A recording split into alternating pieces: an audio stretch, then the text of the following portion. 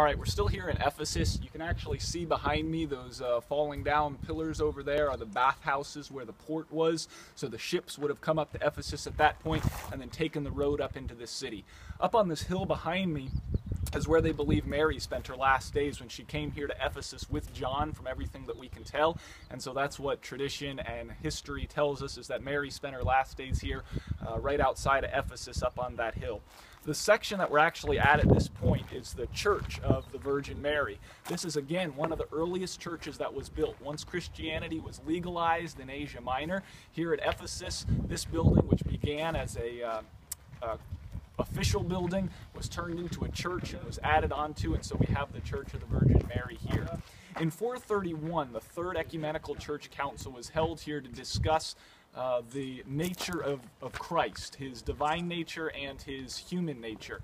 There was a man who had come out and had popularized the theory that those two natures were distinct and different, and that Mary had borne the natural nature of Christ, but that he had a separate divine nature. And so they met here in 431 to discuss that, and that man was condemned as a heretic, and they decided at that council that Mary was in fact, in a sense, the bearer of God, in that when Christ was in her, he was still the divine nature, that he wasn't separate from the divine nature at that point.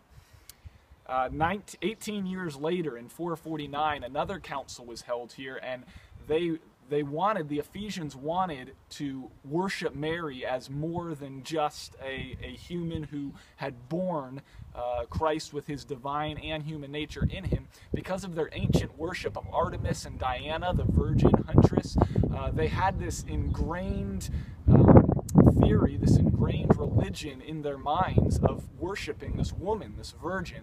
And so they really wanted to elevate Mary to a status beyond that which the council had held. And so the Robbers' Council is what they call it here in 449. When several delegates came together, they hastily forced the decision through before the delegation from Syria had been able to make it, before the delegation from Rome had gotten here.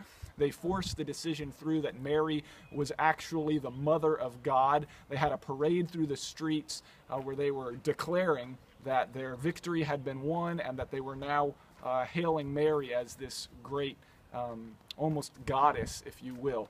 2 years later, Christendom completely recognized the fallacy of that council, that it was a joke, that it had been forced through. And so in 451, just a few miles away from here in Chalcedon, actually several miles away from here, right outside of Constantinople in Chalcedon, the Fourth Ecumenical Church Council was held, that Council of Chalcedon, where they clearly defined that though Jesus was fully God and fully man, and though Mary did in fact bear Christ with his divine nature, still she was not the mother of God in the sense that the Ephesians hailed her as.